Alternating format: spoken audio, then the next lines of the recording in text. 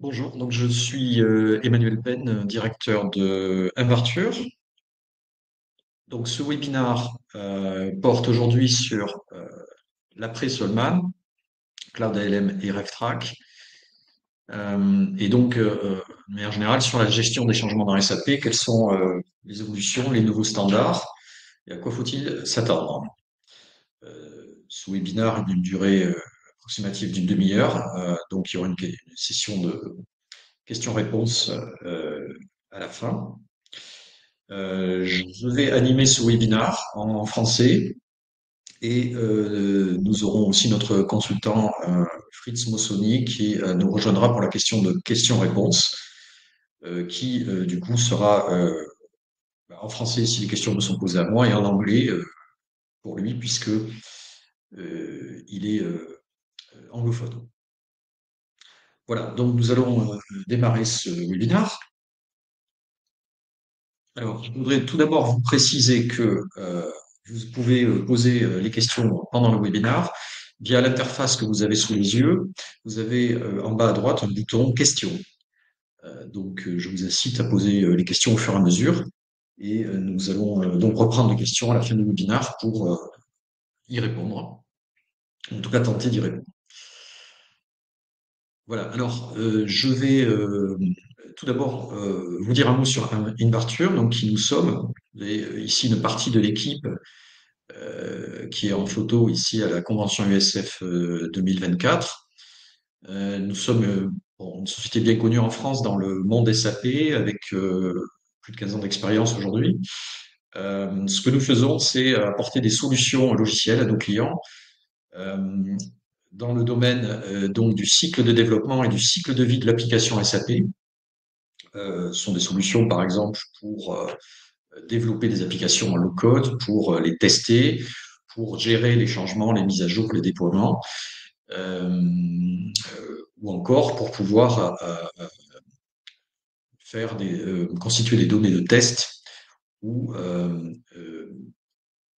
copier des systèmes SAP, par exemple de production à test de qualité. Donc nous proposons l'ensemble de ces outils qui sont des outils bien entendu certifiés SAP et avec une implémentation rapide. Et Invarture aujourd'hui travaille à peu près avec 80 clients en Europe, principalement en France. Donc, ce que nous allons voir aujourd'hui, c'est tout d'abord la gestion des changements SAP, euh, du passé jusqu'au futur. On va essayer surtout de se projeter effectivement dans le futur. On va revenir un petit peu sur SAP Solution Manager, l'état des lieux, quand est-ce que ça va s'arrêter. On va parler de SAP Cloud ALM. Et ensuite, nous verrons donc les fonctionnalités de RevTrack et notamment comment RevTrack peut s'intégrer avec Solman, ça c'est une chose, mais surtout avec Cloud ALM. Nous verrons donc la complémentarité des deux outils. Il y aura une petite démo que je vais faire à la fin et donc la session de questions-réponses. Donc je rappelle pour ceux qui viennent de nous rejoindre que vous pouvez poser des questions par le bouton questions en bas à droite de votre écran.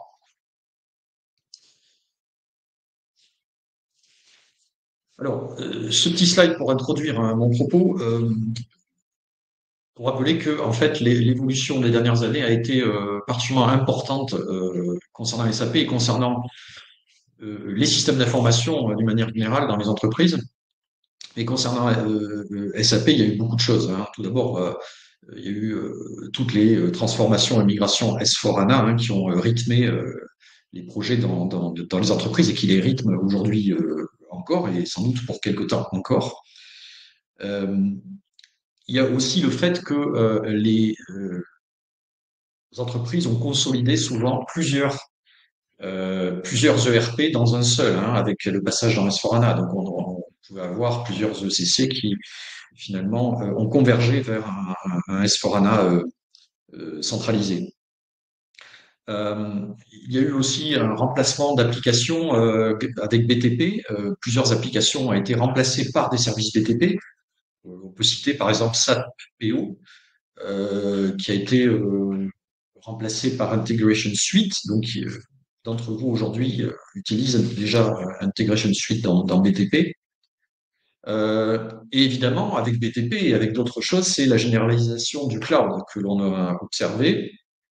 Le développement évidemment des solutions par des hyperscalers, AWS, Azure, etc. Et évidemment Rise SAP, Rise pour SAP, qui s'est largement développé ces dernières années, et notamment la partie Rise Cloud privé, hein, qui concerne aussi là beaucoup d'entre vous. Enfin, on a aussi les nouvelles technologies de développement et les nouvelles méthodes de développement, notamment Clean Core de SAP, qui changent quand même notre façon de travailler avec SAP, notamment avec le fait de pouvoir sortir, on va dire, le spécifique de SAP et de containeriser ABAP. Donc, ce qu'il faut retenir, c'est que en fait, toutes ces évolutions, eh bien, elles ont aussi et surtout un impact sur la façon dont les changements techniques SAP sont gérés. Et quand on parle de changements techniques, j'en viens donc au sujet ici de ce webinaire, on va parler aussi donc de gestion des mises à jour, de transport, d'ordre de transport au niveau SAP. Alors, un petit retour historique hein, sur la question justement des changements techniques dans SAP. Tout cela a commencé au début de SAP avec la ligne de commande SAP pour pouvoir gérer les transports, les ordres de transport. Euh, Ligne de commande qui peut être encore utilisée aujourd'hui. Et d'ailleurs, avec RevTrack, c'est la technologie sous-jacente qui est utilisée au final, que vous ne voyez pas, mais il y a les transports sont faits par ces lignes de commande et automatisés aussi par ces lignes de commande. À partir du milieu des années 90, on a eu STMS qui a permis de mieux gérer cette partie ordre de transport avec le fameux icône camion hein, qui permettait donc de déclencher les ordres de transport vers les mandants cibles. Il fallait juste ne pas se tromper et utiliser le mauvais bouton avec le gros camion qui, à ce moment-là, pouvait migrer tous les ordres de transport, ce qui pouvait poser quelques problèmes. Et à partir des années 2000, milieu des années 2000, nous avons eu Solution Manager avec la partie Charm intégrée donc dans Solution Manager qui du coup était une solution complète de gestion des changements dans SAP avec des processus, avec des contrôles très élaborés au niveau des scénarios. Et la notion aussi de CTS+, qui là s'appliquait aux changements non ABAP, qui étaient à gérer dans SAP. On peut citer par exemple des changements de type Java comme Portal, XI, BOPJ et d'autres. Donc cet environnement-là, ben, en fait, il est arrivé jusqu'à aujourd'hui. Hein, donc vous voyez qu'il y a eu assez peu de changements jusqu'aux années 2020, on va dire. Et puis donc SAP aujourd'hui, avec la généralisation du cloud, de Rise et de BTP, a sorti Cloud ALM avec Cloud TMS, donc pour la partie transport intégrée. Donc c'est de cela dont nous allons parler aujourd'hui.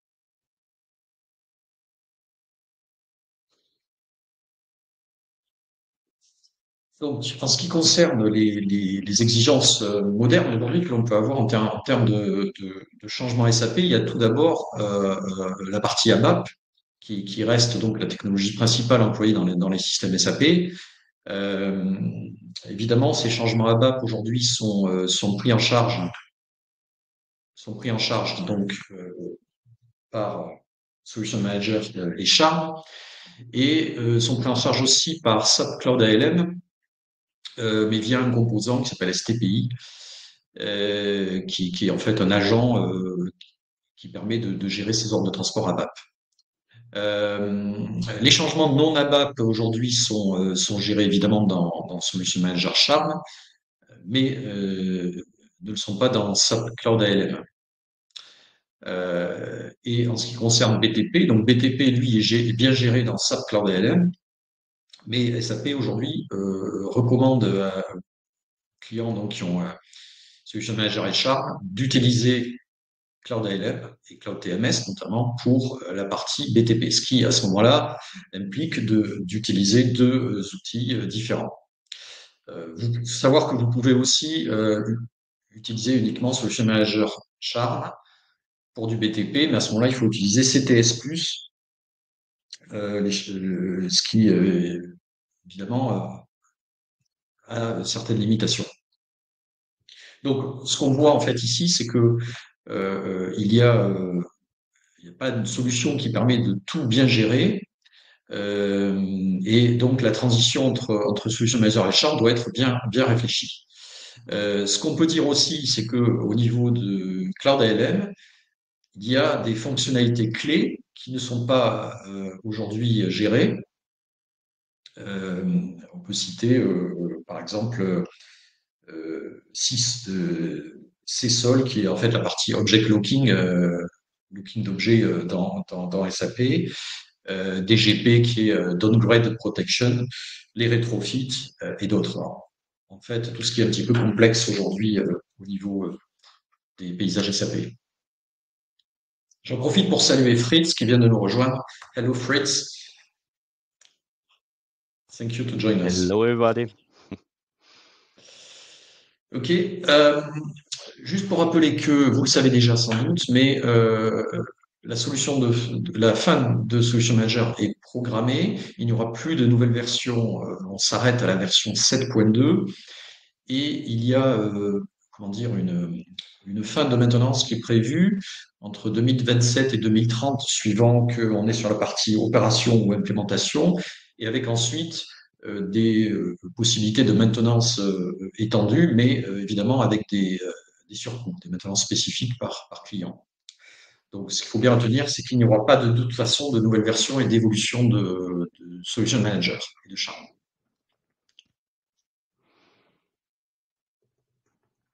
Ce qu'il faut bien comprendre aussi, c'est que il y a entre Solution Manager et Cloud ALM une différence de fonctionnalité, avec certaines fonctionnalités qui ne sont pas encore dans Cloud ALM, mais aussi une différence de philosophie.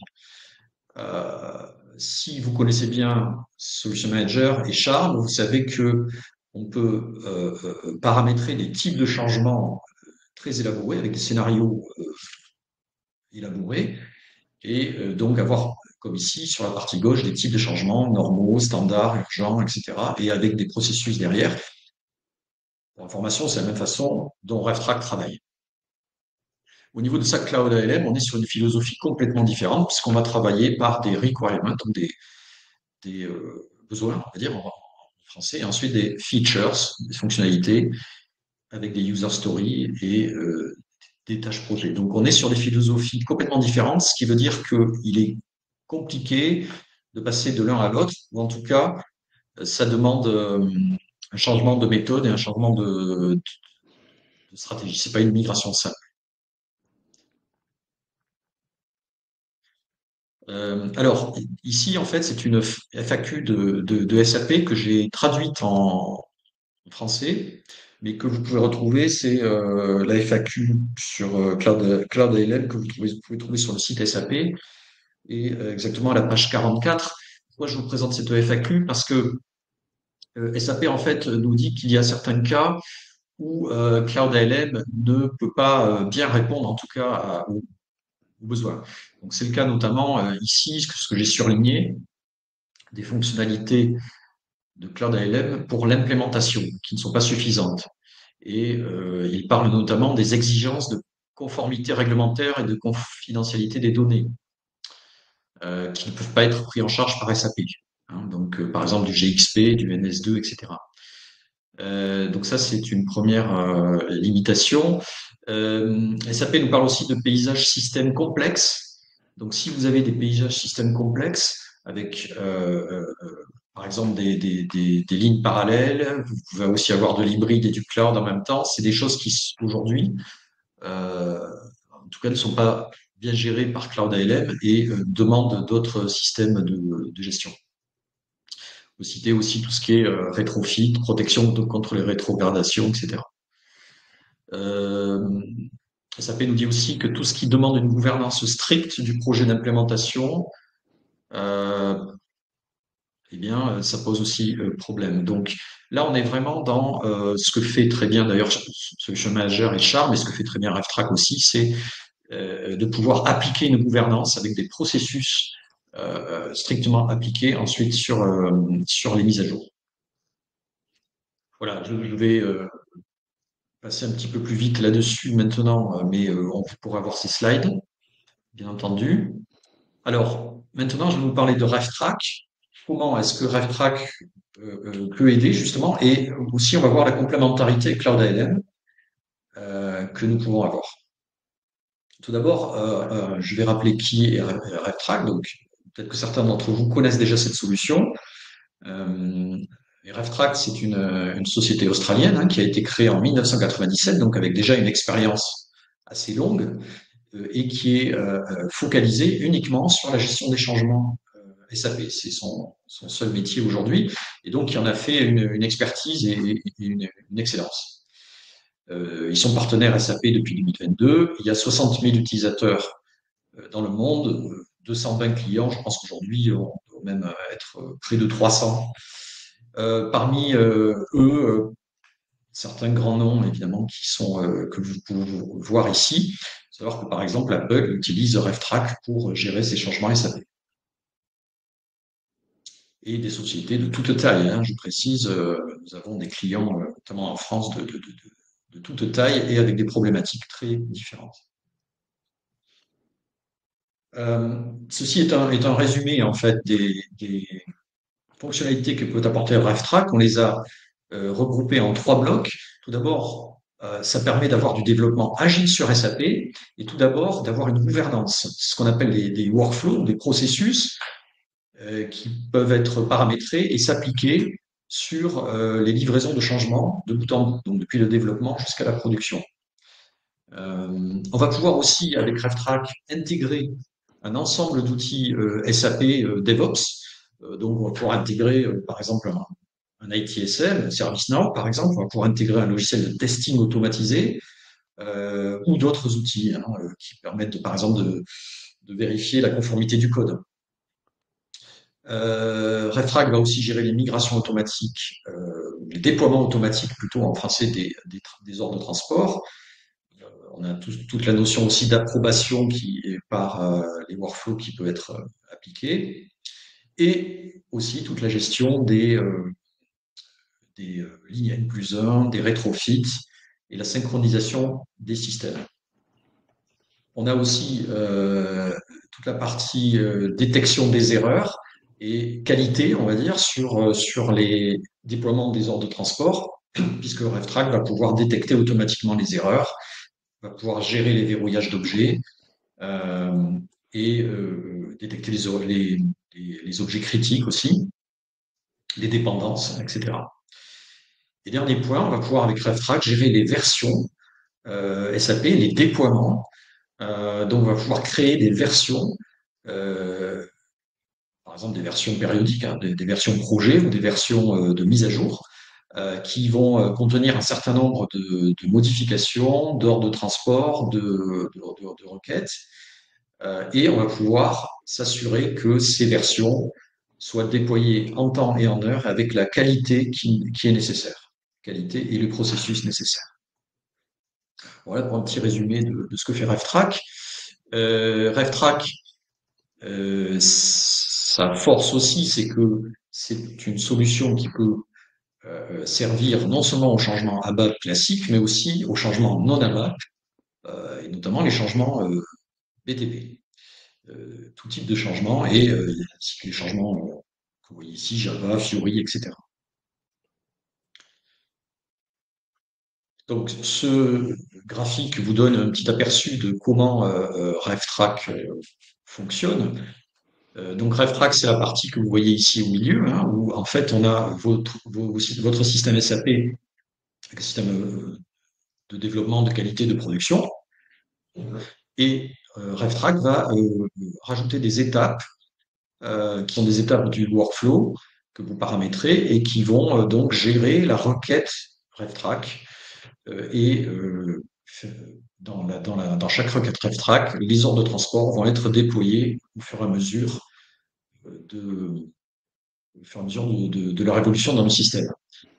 Tout ça peut être intégré avec un système de gestion des besoins des incidents. Donc, ça peut être par exemple du Jira, du ServiceNow, du SAP Cloud ALM. Donc, ça, c'est ce que je vais vous montrer après.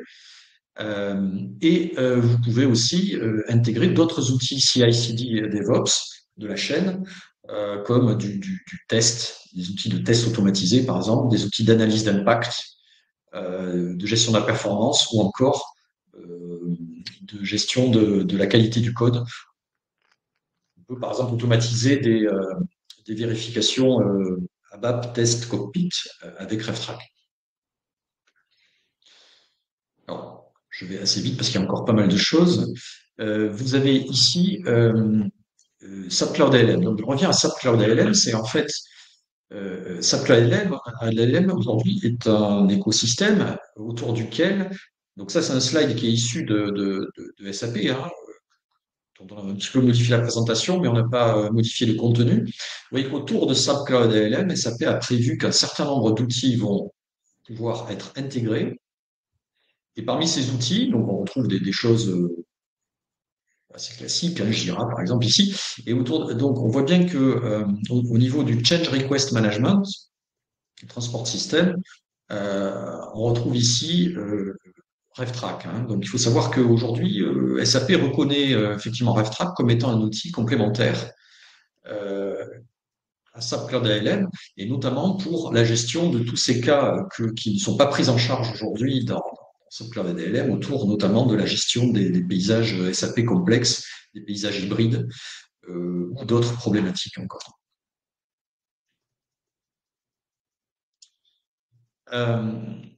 Donc ici, en fait, on a essayé de résumer deux choses. C'est pour voir la complémentarité entre Cloud ALM et RefTrack et l'intérêt de RefTrack plus Cloud ALM.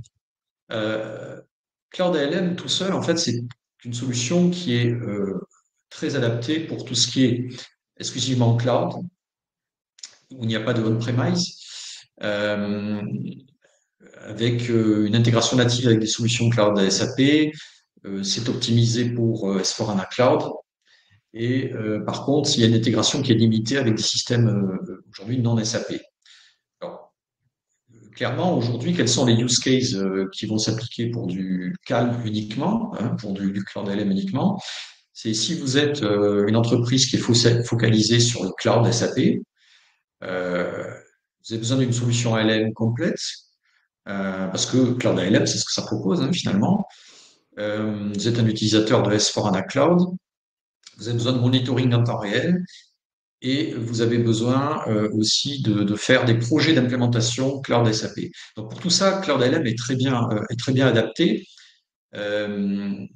mais pour des besoins plus complexes, notamment en termes d'ordre de transport, sera limité. Donc c'est là que l'intérêt de RefTrack intervient, c'est-à-dire que RefTrack, lui, va pouvoir gérer les modèles de déploiement on-premise traditionnels en plus du cloud. Donc, on va pouvoir gérer des environnements hybrides. On va pouvoir aussi gérer des intégrations très diverses sur toute la chaîne CI/CD avec tout type d'outils tiers. Hein. J'ai parlé d'outils ITSM comme ServiceNow, Jira par exemple, et avec des systèmes SAP multiples. Donc, RefTrack peut très bien gérer les changements de RISE, d'un système ECC on-premise et d'un troisième système qui soit par exemple sur un cloud Azure. Et les cas d'usage type, donc où on va avoir RefTrack ou RefTrack plus Cloud ALM, c'est des entreprises donc qui ont des environnements SAP complexes. C'est un besoin de contrôle précis de vos transports avec une gouvernance, des environnements hybrides, donc avec du on-premise et du cloud, des exigences de conformité qui peuvent être strictes, donc par exemple dans l'industrie pharmaceutique, et des besoins de workflow d'approbation. Donc si vous avez tout ça, il faut utiliser une solution comme RefTrack que l'on pourra utiliser seul ou connecter avec Cloud ALM si vous souhaitez utiliser Cloud ALM.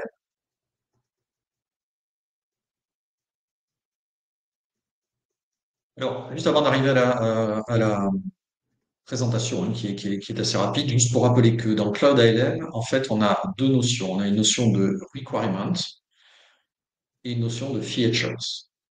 Donc, un requirement, c'est un besoin métier attendu, hein, qui va être un groupe, un besoin qui va encapsuler ensuite un certain nombre de choses. Et une feature, c'est un outil de déploiement des changements, en fait, à travers le paysage système. C'est aussi, en français, on peut appeler ça une fonctionnalité, mais ça intègre un certain nombre de choses, avec des notions techniques notamment, et des requêtes de transport, et la documentation technique correspondante. Euh, alors, je vais passer rapidement là-dessus parce que on n'a plus beaucoup de temps. Simplement pour vous dire qu'il y a trois façons d'interfacer RevTrack et Cloud ALM. La première façon, c'est celle que je vais vous montrer après, c'est on interface RevTrack avec la partie Cloud ALM Requirement. Et la deuxième façon, c'est on interface RevTrack, on intègre RevTrack avec la partie Feature de Cloud ALM. Mais c'est toujours RevTrack qui va piloter le changement dans SAP. Et la troisième solution, c'est on intègre RevTrack avec Cloud ALM Feature, mais c'est la feature Cloud ALM qui va piloter, je dirais, le changement. Voilà. Donc ici, c'est ce qu'on voit. Le premier cas, en fait, c'est RevTrack qui pilote donc tout le changement SAP, mais qui va mettre à jour en temps réel, ici en haut, le statut de la feature dans Cloud ALM. Ça, c'est donc, le premier cas feature. Et le deuxième cas, qui est un petit peu plus complexe, où la feature Cloud ALM va piloter le changement qui, lui, va être géré dans RevTrack au niveau technique, mais on va avoir des interactions un peu plus fines entre le process Cloud ALM et le process RevTrack. Donc, je vais vous montrer maintenant sur mon écran comment ça fonctionne.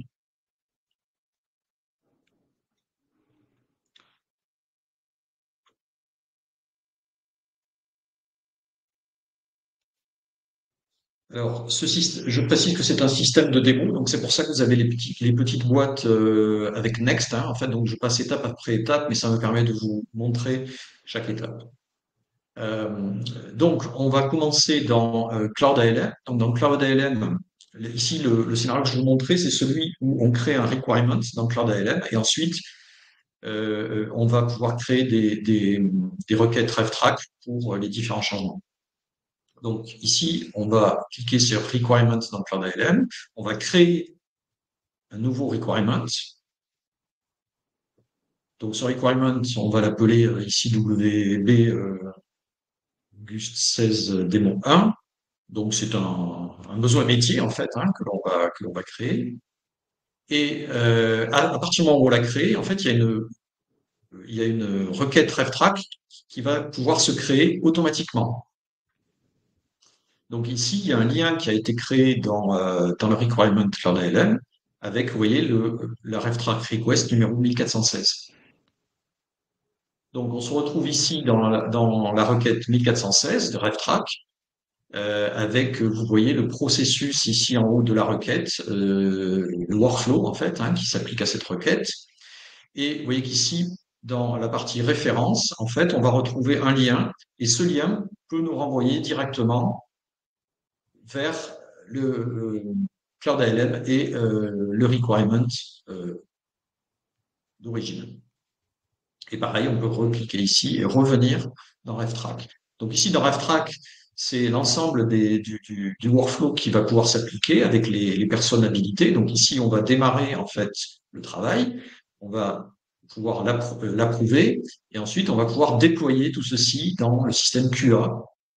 Donc là, volontairement, je passe assez vite, mais c'est la façon dont travaille RevTrack. On applique un workflow, la personne habilitée peut le signer, l'approuver, et ensuite, vous voyez ici, on a une étape test terminé. Donc, on va pouvoir une fois qu'on a fait le test, dire OK, ce test est terminé, on approuve, voilà. Et ensuite, on va pouvoir revenir voir dans Cloud ALM que ici, on a donc le requirement qui est au statut testé avec succès, hein. Donc le statut s'est mis à jour automatiquement. Et au final, on peut finir dans RavTrack en déployant le changement en production, ce qui est le cas ici. Et donc, on arrive au final, on revient dans le Cloud ALM, on va pouvoir aller cette fois-ci dans les analytics et on va pouvoir rechercher notre requirement ici. Et on voit bien que ce requirement se retrouve ici avec le statut, cette fois-ci confirmé, c'est-à-dire qu'il est terminé.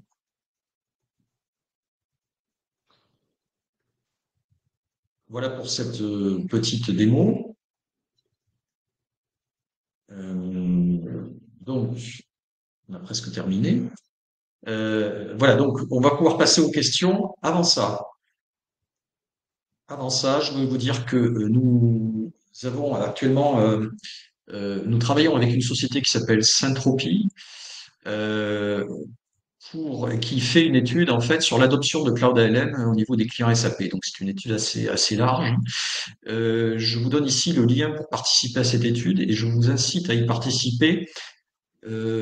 Car une fois que vous aurez participé, vous aurez droit à la fin de l'étude à recevoir les résultats de l'étude. Donc ça peut être très intéressant pour voir notamment où en sont les entreprises aujourd'hui au niveau de Cloud ALM, pourquoi elles l'utilisent, dans quel cas elles l'utilisent pas, quels sont éventuellement les problèmes. Donc vous pouvez participer et vous aurez bien entendu la possibilité d'avoir les résultats. Pas tout de suite, bien sûr, hein, c'est voilà. Euh, je voulais vous dire aussi, avant de passer aux questions-réponses, que je voudrais annoncer les 2 prochains événements que nous organisons avec nos partenaires, notamment. Donc, tout d'abord, nous avons un événement qui s'appelle Inspire EPUSE Labs, avec notre partenaire EPUSE Labs, qui aura lieu le 3 avril à la Défense, au CNIT.